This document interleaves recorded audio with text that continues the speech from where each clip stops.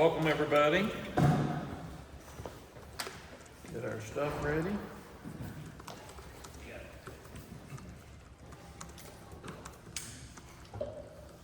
Let me know when we're good. Good. Let me start by saying I know how important our sport is, and we love football and we love those kids, but I also want thoughts and prayers for the people in Western North Carolina. We've got Sally and I have lived up there, and we have so many friends up there, and it's really devastating. They don't have phone service, they don't have Wi-Fi, roads are out, trees are down. They're encouraging people not to go to the mountains. People that are up there can't get off the mountain. They don't have food. There's not water in some of the hospitals. I mean, it is totally devastating to think that a storm can do that much damage. So make sure that all of us keep the fine people of Western North Carolina in our thoughts and prayers. And there's been a lot of people that have been lost. And I'm sure that more people even looking for people with all the damage and the flooding. So let's keep things in perspective, and please put your thoughts and prayers to the mountains. That's really important. The other thing we've got at a time where I think we've got a really good team, and we as coaches haven't done a good enough job with them yet. And it's really interesting that you go to Minnesota and you fight and you scrape and you come out and they miss a field goal and you win at the end and everybody's happy. You come out Saturday and you have an even game with two even teams. It's come down to the last drive in 3 of the last 5 years. We've made that drive to win the game. Those 3 years we did this time. We won the first half, they won the second half. Probably 5 plays in the game, maybe 1 or 2 that if we'd made, we win the game. And things are totally different. So what I have to do as the coach is go back and look at exactly all the things we did well, what we didn't do well, and then we have to go back and have hard meetings and figure out how to help our team get better. The other thing is that when you lose a game in modern day college football, there's so much anger publicly that it's everywhere, not just here, that players have to learn to handle that. That's the way it's going to be in their lives. They're going to have crises that are public more than we did when I was growing up. So it's one of the things that you learn is to take negatives and turn them into positives. And that's a life's lesson. And one of my jobs is to try to help them with life's lessons, and that's what we're doing. So we're sitting here at 3-2. Had one game we really played poorly with 7 turnovers, really. And then we came back, had our chance to win on Saturday and didn't. Tale of 2 halves, like we said. We rushed for 105 yards the first half, only 37 the second half. We held them to 51 yards rushing the first half and gave them 148 the second half. People ask, how does that happen? If you knew how it happened, you'd have stopped it. How does Alabama get ahead 30-7 and come down to a last drive to save the game? There's momentum changes, and one thing we've got to do better as a team is when somebody gets momentum against us, we've got to have enough confidence to step up and take it back. And I didn't think we did that in the second half on Saturday. I thought Duke got momentum and we had our chances, but we didn't take advantage of those opportunities when we had them. Offensively, we're ready to win the game, go up 24-0 on a 4th and 1, and we get a holding call. If we make that first down, we're going to score. We're at the 7-yard line, 6-yard line. Game's probably over, because you get up one more and you've got momentum and things are going well, and so that kept us from closing the game out. We've got to be better at that. Pass interference in the end zone, that would have forced them for a field goal on a 3rd and 5. But then we've got a first down with 5 minutes left to go, where we normally drive and win the game, and we get a holding call and a personal foul, unsportsmanlike conduct on the same play, which makes us 1st and 35. I mean, there are so many things that we can fix that is on us as coaches. And then you go back till we got the ball back. Defense did a great job of stopping them, gets the ball back with 1:37 left.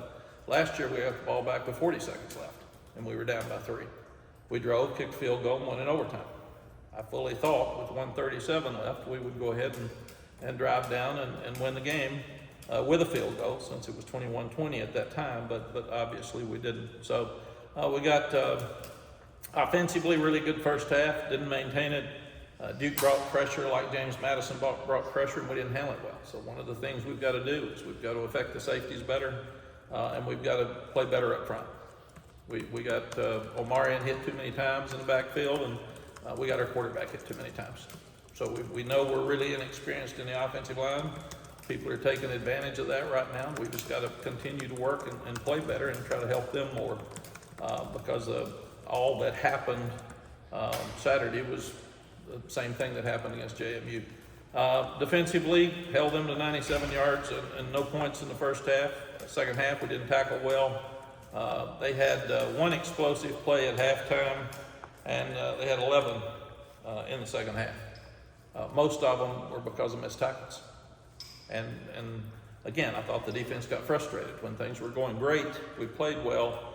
When some bad things happened, they hit the long play down on their boundary. They made a couple of explosive plays, and then we didn't respond as well.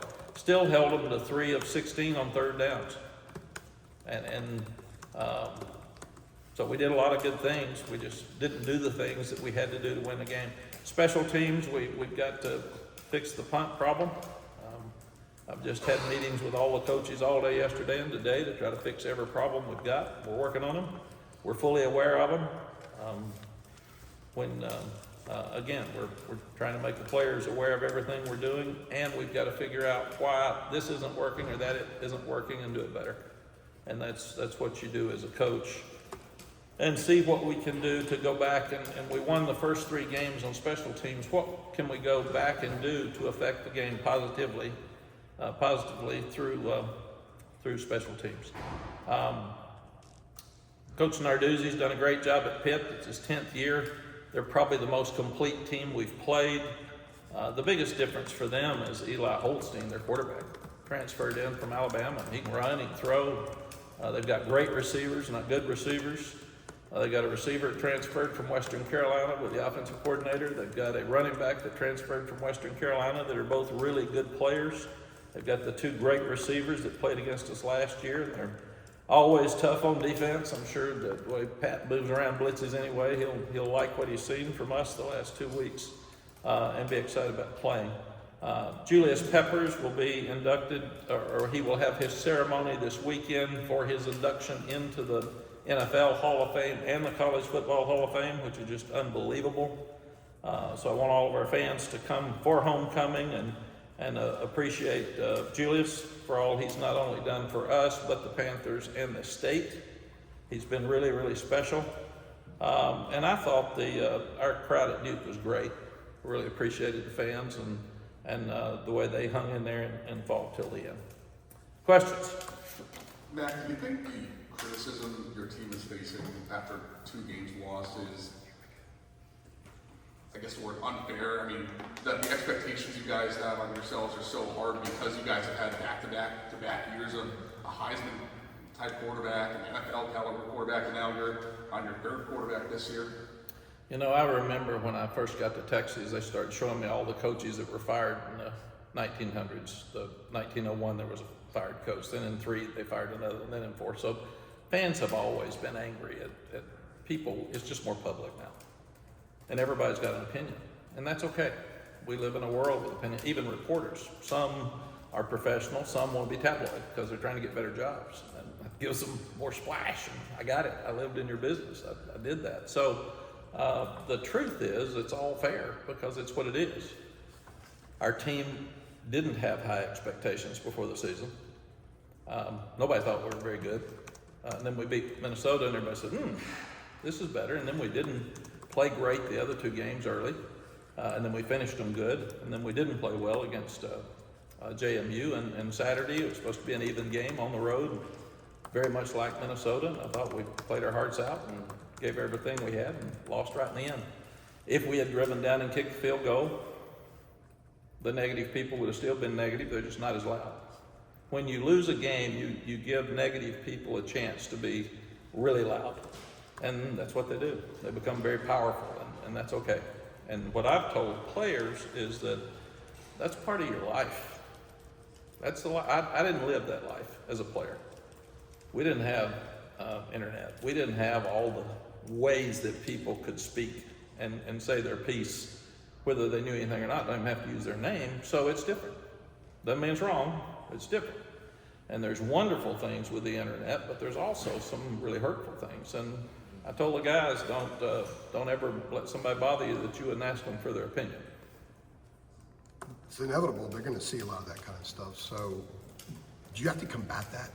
Or do you just believe the trust they have in you is how you combat it? You don't have to really address it much. I told them that the anger is at me, and that's okay. I got big shoulders and I can handle it. I get paid for it. They should have their lives. They should have their faith.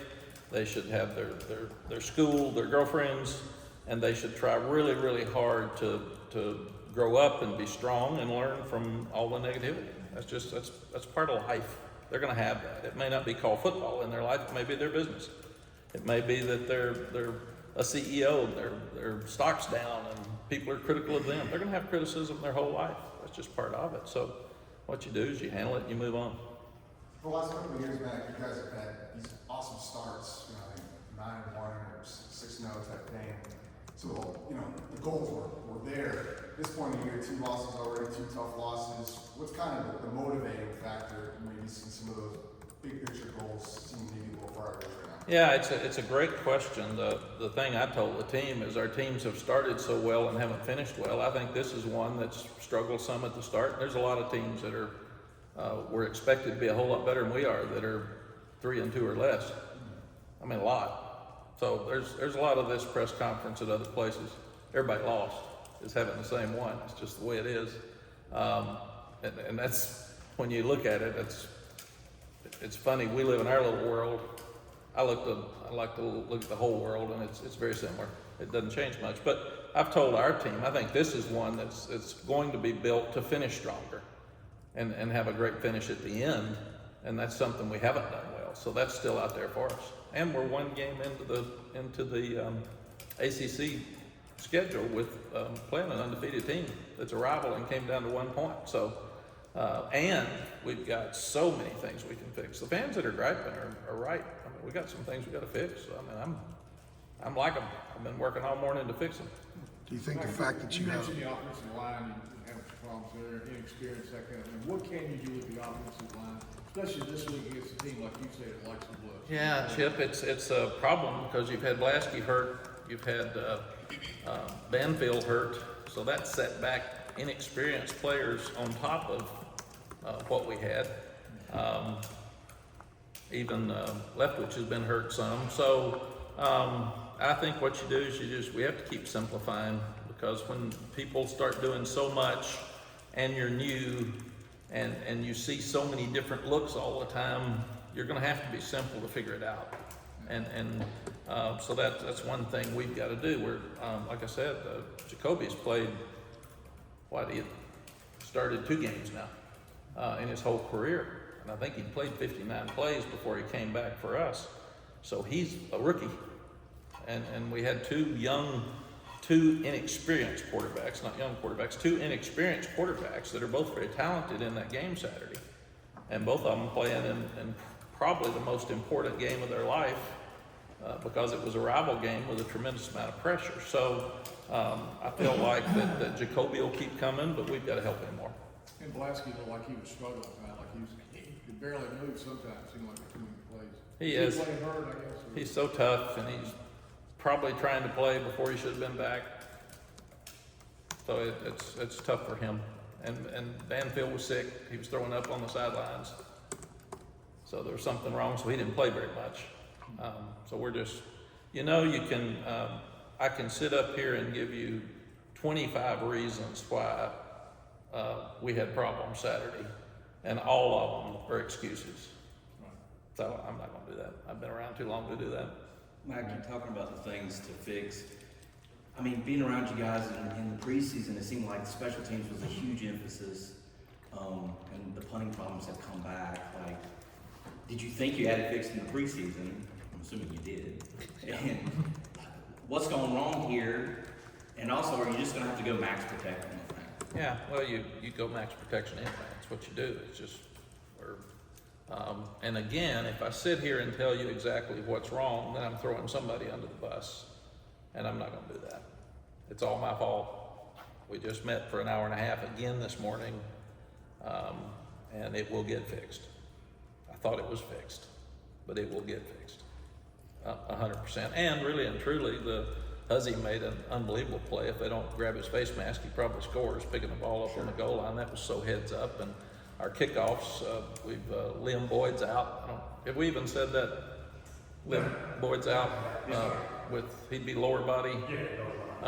And I don't think he'll play the rest of the year. So we've got Lucas Asada that's kicking off. So I mean, it's just been a combination of stuff, and Lucas did a good job Saturday. He kicked a couple of them all the way out of the end zone, and he's got a great leg. So we'll look at him at punter as well this week as we go, because he's a really good punter. We just don't want to overload him. And I was excited about getting down for Adam to kick the field goal. Noah to kick the field goal at the end, Adam, and have a chance there because he's been so accurate. The one that the punt's been awful, and the kickoff returns we've had holding. Yeah. And that's set us back to the 10-yard line. You can't do that with field position. We're not good enough on offense. I think we're second in the league in total offense and first in rushing, or one of the two. Yeah. But we're still too inconsistent for me. Let's Just go to back follow up real quick on that. Yeah, Sorry, Jeff. With the protection problems on the punt, is it pretty much the same thing that got you last year? As you've gone back and looked at it? No, it's a different problem, but it's the same one against James Madison that got us against Duke, and you can't have the same thing happen again. And it's exactly the same thing, and that was an hour and a half this morning. And it's on film now, obviously. Yeah. Yeah. Yeah, I said I bet Pitt looks at it. Can I go back to what you were saying several minutes ago? You still got 2 open dates. Based on what you're saying, maybe this is the year where you finish strong. Do those open dates actually come at a good time? Because with a lot of the youth and some of the things that need fixing, you're going to have 2 weeks out of 4 to really fix a lot of these things before the home stretch. We really are. We had 5 years of Sam and Drake where we knew who we were offensively. And now we've had 3 quarterbacks in 5 games. So we got to figure out what each quarterback does the best. And we finally got it to where we felt like we had Max. In the third quarter at Minnesota, we were who we wanted to be. And then we had Connor come in, and now we've got Jacoby. So we're still trying to figure out our identity on offense. And we wanted to be a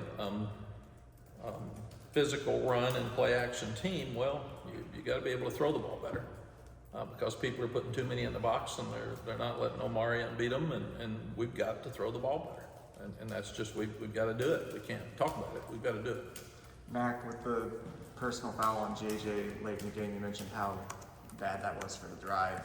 Have you had a conversation with him since the game, either after the game or on Sunday? Yeah. What was that conversation like? I think one of the problems we've got is that the kids are trying so hard that they want to win, and then even when something happens bad, they give up a play. They're crushed that they've let their teammates down, they've let their fans down, and they got to get over that. They got to go play. You can't get emotional, and one of our themes for last week was compete with composure, because it's an emotional game, and you can't make mistakes like that. That's one of those 5 that hurt us, because we had a chance to score and win the game. But that's part of teams playing together. You can't hurt your team. Does it help us win? That's what we always say. If it doesn't help us win, don't do it. And obviously that was one of those that did. Following up on Matt's question from before, you don't want to lose ever. Do you prefer, though, from a character building standpoint, any kind of identity of maybe finishing strong versus having an electric start and having a disappointing end? Everything we've done since last year was to try to have a stronger finish. Everything. That doesn't mean that we didn't want to win at the beginning, obviously. And 2 weeks ago, we were 3-0 and riding high, and everything was great. And everybody thought we'd be 5-0 with Pitt coming in undefeated at 4-0. So Coach Royal always told me that coaching is like life. It's a roller coaster.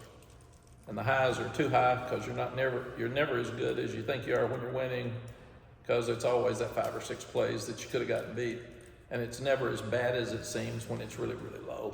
And what you got to do is live in the middle And you gotta feel the good, work through the bad.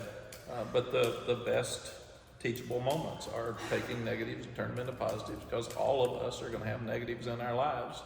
And then you can't always control what happens to you. What you do is you control how you handle what happens to you. And if I don't handle, I've always handled losses poorly. I'm trying to do better. I've told them, I am trying to do better, because you should learn from losing.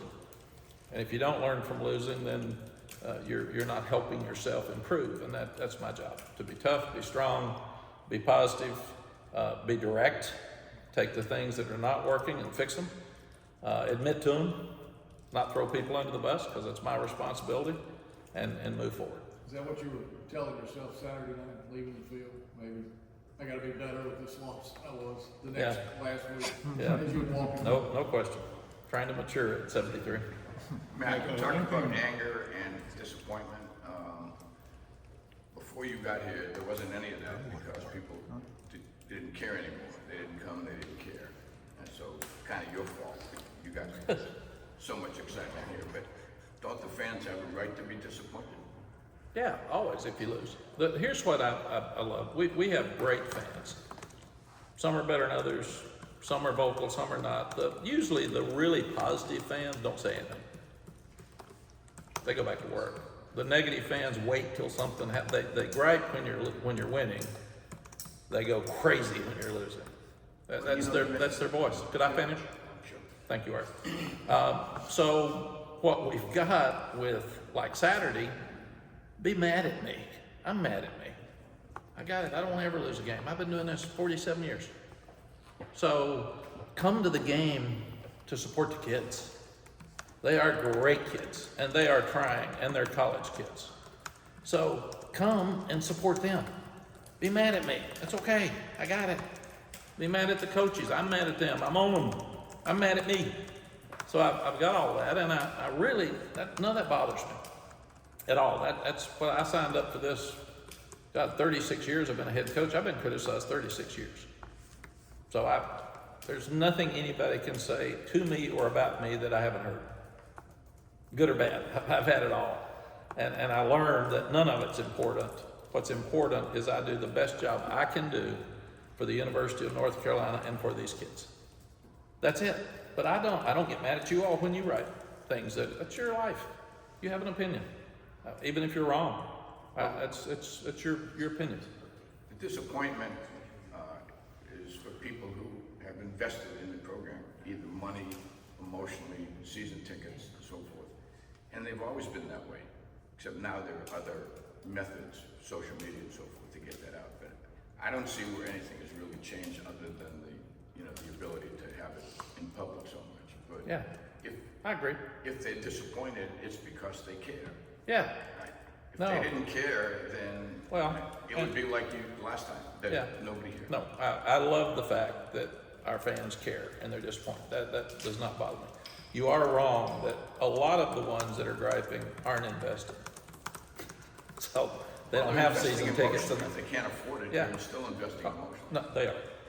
They are. That's a good point. Now, one thing you were saying earlier was you felt this team was actually built to finish the year, a lot stronger. I know obviously we're not quite at the halfway mark yet, even in that, but what about, I guess, the makeup of this team or the way that it's constructed kind of makes you feel that it is better to finish out stronger, I guess, compared to other years? I think the biggest thing would be the number of people we're playing on defense. Is where we should be built to stay healthier, and we've already lost Kamen for the first, 3 of the first 4 of the first 5. So here we are now. Jacoby Cowens had to play. He played a lot in Kamen's place on Saturday and played really well. Tyler Thompson and Jake Brown Harvey would not have played much at this time last year. They've already started games and played. So we played more linebackers Saturday.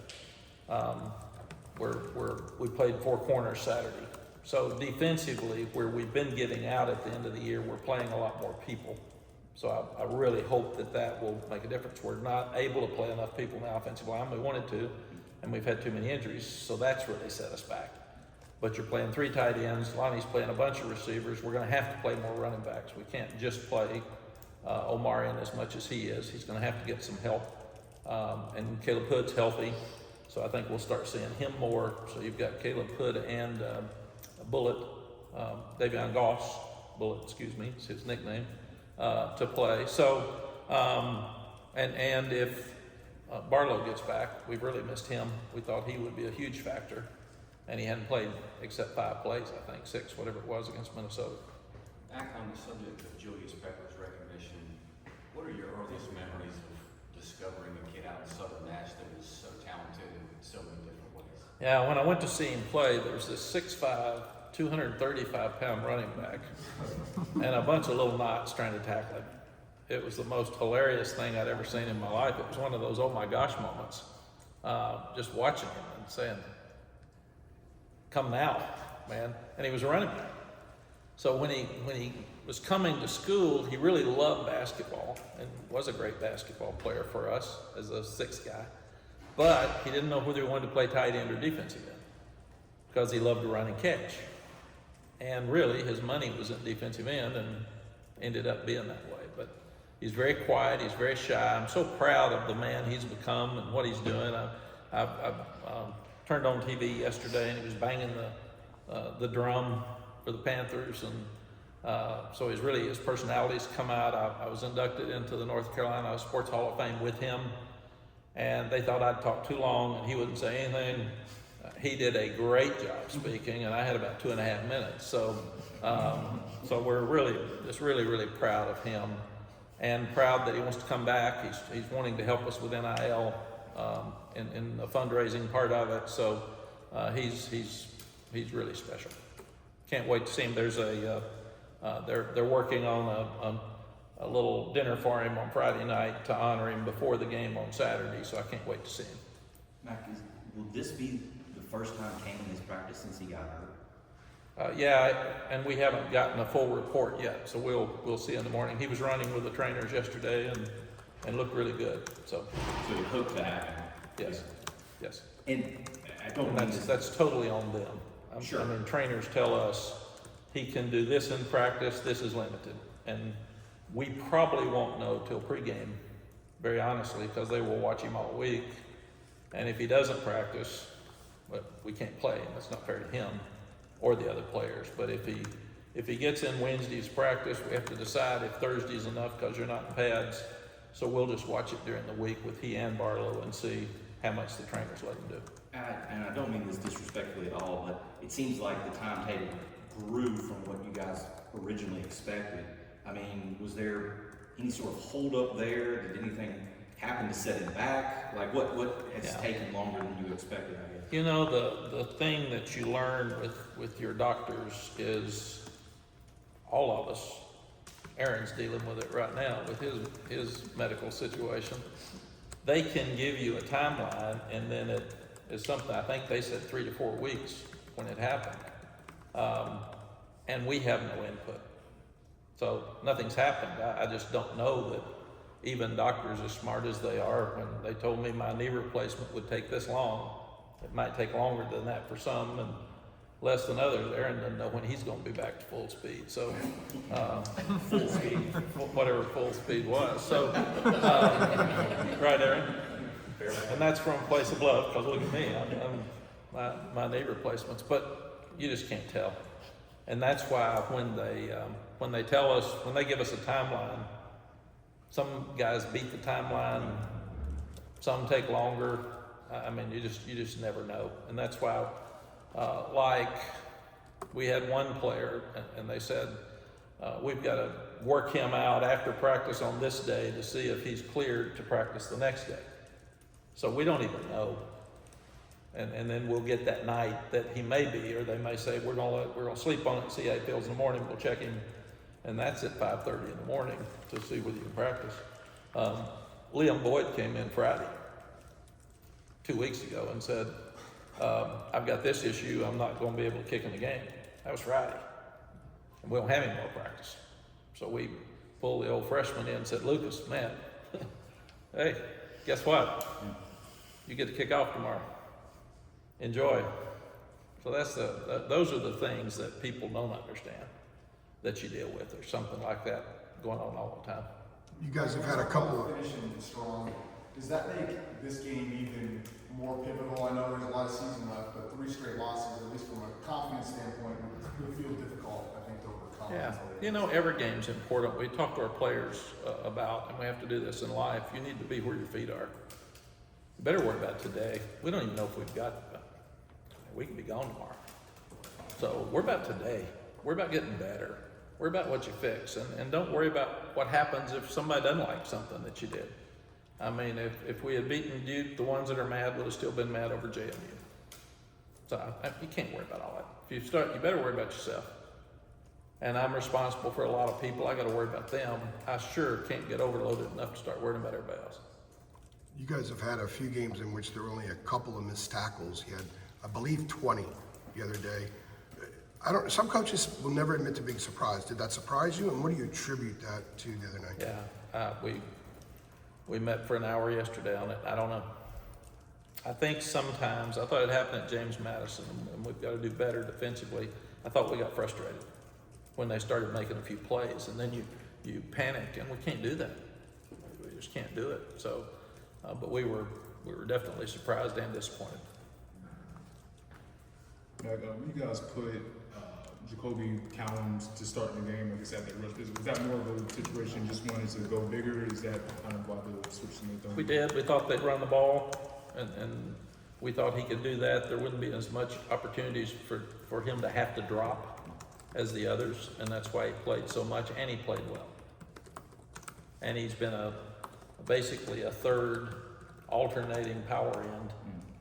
So that let him get a lot more snaps too. You try to get your best 11 out there, and for this game, we thought he was in the best 11.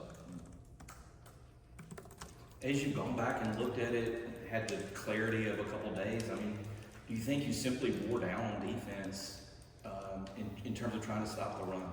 Because, I mean, if you think about it, you had the 20-point lead. You usually don't see teams run the ball to come back. You know what I mean? Like, you're usually throwing the ball. You know, that's why we have Jeff here. We talked about it again this morning for an hour, and yesterday for about 2, and looked at everything. We've got to have our leaders step up in those situations. When momentum is changing, and it changes in ball games, and you knew they were going to have a surge coming out the second half because they didn't the first half, and they had to, and then we had to step up and stop it. And we drive down and score immediately, and then we don't stop them consistently. So I think again, these are if it was an easy answer, you're dealing with lots of people, and you can't just have we want blanket statements and press conferences that covers everybody. You can't, because each one of them, some played great, but if his buddy next to him, and I thought, and Jeff can talk about this, we also thought when they were moving the ball, we started trying to do too much, not defensively, but they did. Don't just stay in your gap. I got to do something more than what I'm doing, and then they hurt themselves, because that's where the missed assignments come in and the missed tackles, because when you're out of position, you miss the tackles. So we've played some bad defense around here, and we've got to we had some good defense there to start with, and now we're off track, so we got to get back on track, and we're doing it in pieces. The first half was great. I mean, it's unbelievable. So it's there, and that's what I mean. As coaches, we got to help them and pull it out. Mack, you said you get frustrated and panicked. I guess you talking about the JMU game, I would think it. Yes. Did that also happen in the second half?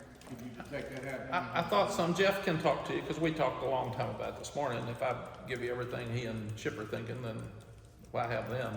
But we thought that at that point, the kids started trying too hard.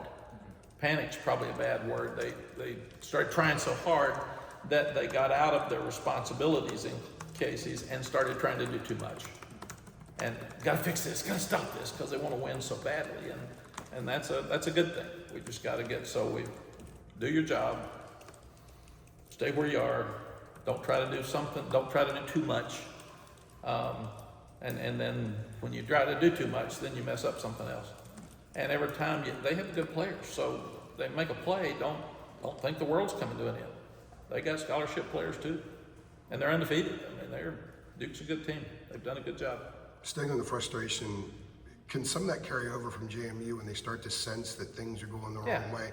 And do you think for some of the guys that have been in the program for a while, they've been through this before, Yeah. so it's kind of easy that it seeps in quickly when a couple of things go wrong? Yeah, absolutely, Andrew, and that's something we've got to keep preaching, and that'll be preached all day today and all day tomorrow and at practice. They're going to make some plays, but in your life, when things are happening bad in your life, you've got to step up and change it.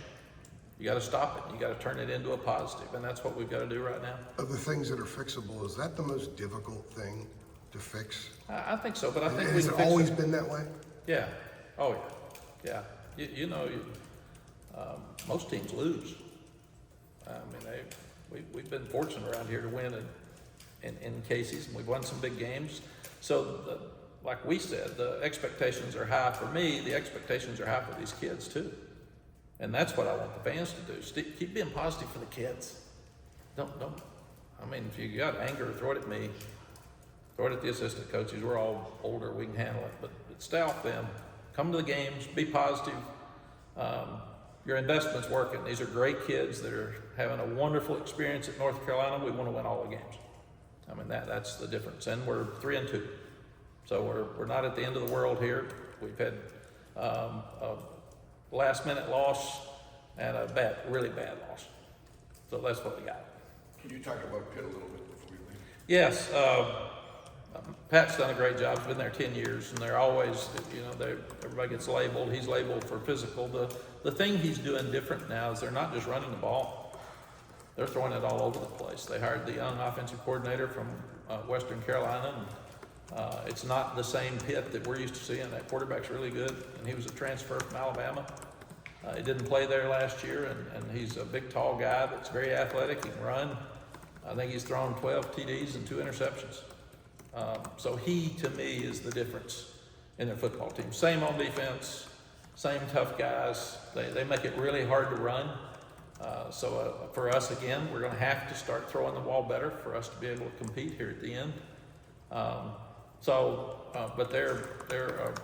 they are the most complete football team we've played this far. Mack, I know you've talked about the penalties, and obviously it's a whole bunch of different things. It's not one dude or one type of thing. But in a general sense, because it's hurt you so much the last couple of games, I mean, do you have to take some sort of hard line with these dudes? And, I mean, get on them, punish them at practice? Like, I mean, it's really shooting you. We're doing all that. And we had 10 penalties. Duke had 8. And we turn more in every week. The thing, you can't have a penalty on 4th and 1 that you make first down. You can't have a penalty when you're first and goal from the 2. You can't. You just can't do those things. And sometimes the more you yell at them, the more nervous they get, and the worse they get. So we're dealing with it. We thought we had that handled, and then it's gotten off track the last 2 weeks. But I mean, if you look at it, I think most of the teams are about 10 a week, 8 to 10, something they do. And ones that have fewer than that are the ones that have a better chance to win. College football to me has gotten more like the NFL in so many ways. There's about 10 or 12 that are better than everybody else. And even Ole Miss was considered one of those. They got beat by Kentucky at Ole Miss. And then you take everybody else is a whole lot alike. So you got to coach better than ever before, and you got to play better than ever before, and you got to make fewer mistakes. It is harder to win than it's ever been. And so you can't make mistakes, and that's what we're doing, and we've got to quit that. I told the coaches this morning, that's coaching. You can say what you want, you can blame who you want, but the coaches that are coaching the best are going to win the most games. And that's what college football is going to be, in my estimation, moving forward, and especially until they get some guidelines with the NIL stuff, because you're going to keep your group that's buying all the best players, and then the rest of us are going to have to play good and coach better, because our players are going to be about like everybody else's.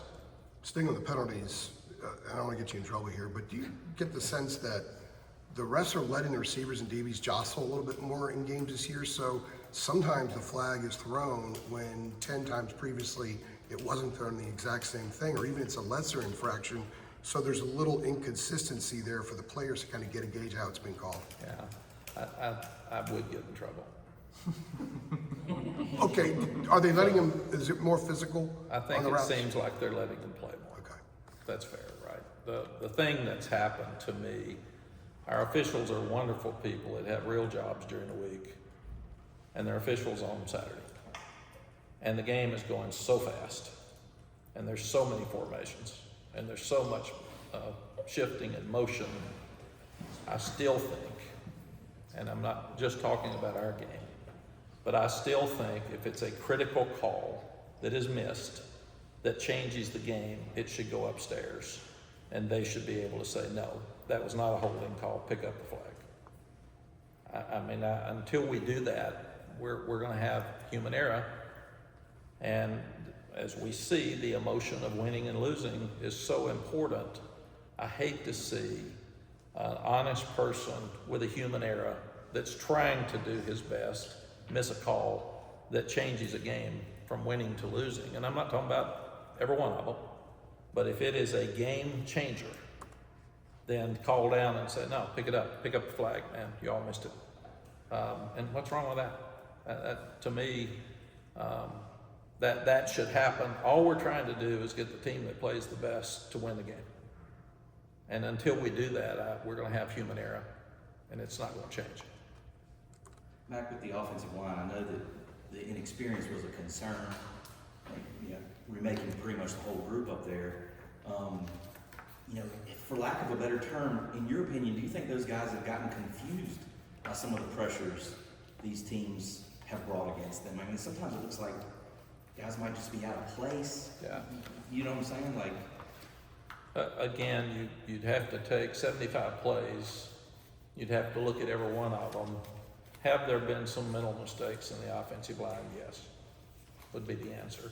Are they confused all the time? No, we're leading the league in offense and rushing, and so we're doing a whole lot of good things, but we are allowing the safeties to stay down low and deter our running game because Omarion's our best player, and we can't do that. We're going to have to throw the ball outside to the receivers, and we're going to have to be effective doing it. And you got to protect to do that. So that's where, and we've always done that. We did it last week, but there were some things up inside, and then you had two of your inside guys that were hurt and sick. So that affects you too. So we're just, it's really, coaching is so interesting because you affect kids' lives. That's why you do this. And you love to compete and all that stuff, but you only do it because you affect kids' lives. Right now, I can be a bigger effect on our coaches and our kids' lives than ever before because there's so many people that are on them and on me. And that's a lot of pressure for kids. They don't deserve that. And they chose to play, and I got it. Everybody says, well, they're getting paid now. Not much. I mean, very honestly. So this is a time where I can help them handle stuff and mold their lives better than ever before. It's a whole lot easier than winning. When we won the national championship, I didn't have to do much of anything. We're winning every game, and everybody's happy, and I just, probably the easiest coaching job of my life. We're better than everybody. And then when we played somebody like us, which was about 3 times a year, we had to coach. But this is coaching. I mean, this is what most of the coaches, or most coaches don't ever get to be a head coach. The ones that do usually get to stay 3 years before they're fired. Now sometimes it's 2.5. I've been a head coach 36 years. So my job is more clear now than ever before. You have to win to keep your job. But I have to handle the kids.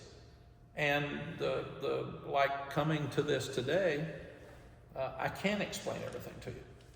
Because if I do, I'm gonna start being critical of kids if they messed up. And I'm not gonna do that. That's not, I've never done that, and I'm not gonna do it. What I'm gonna do is try to help them fix it in their lives. But people should be critical of me. We shouldn't ever be critical of kids. They are trying their best.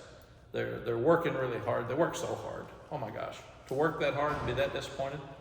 I mean, you can't imagine how hard they work. They're off today. That's why we can't do press conferences. They had a drug test, NCAA drug test at 5:15 on Thursday morning.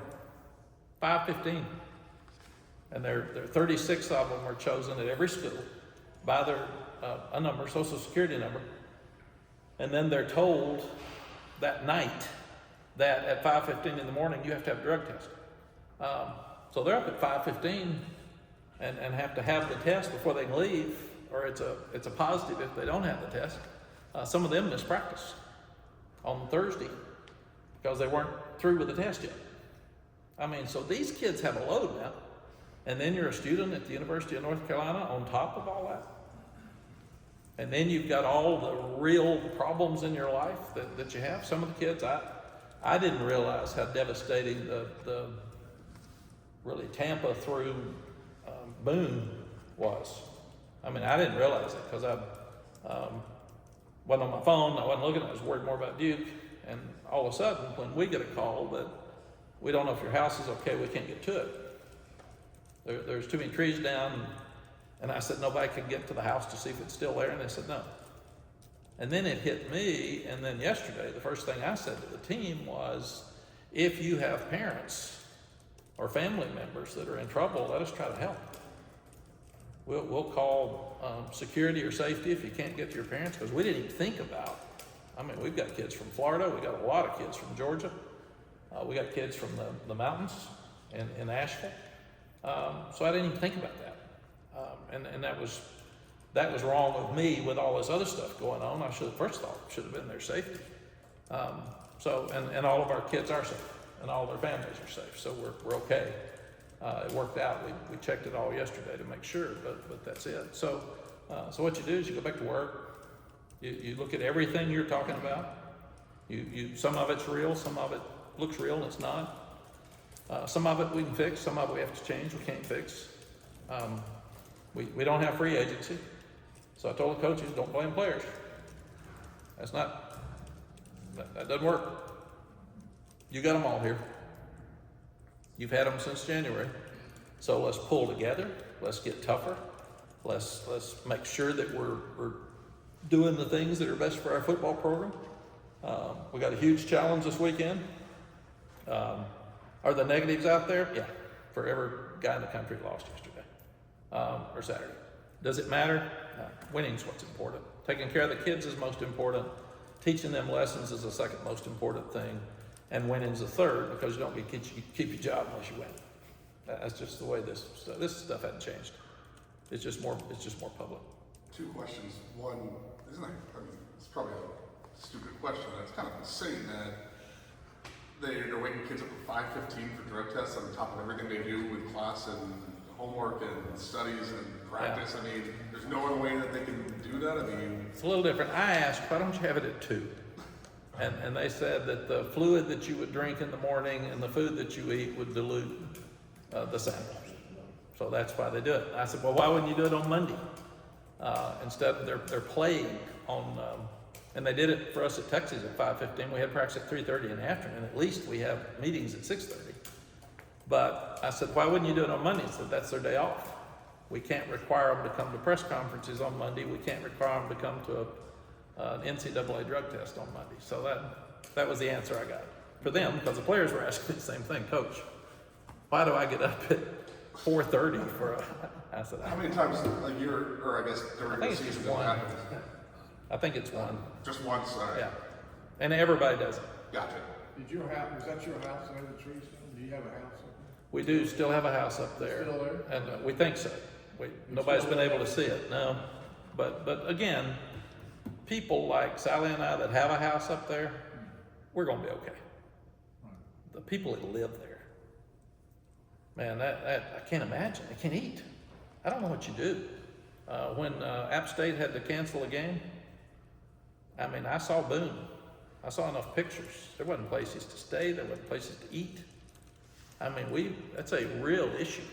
And parts of Linville, where we live, they were just underwater. The golf course was underwater. They closed down the lodge. And I mean, I can't imagine in modern day that we can't have cell phone service.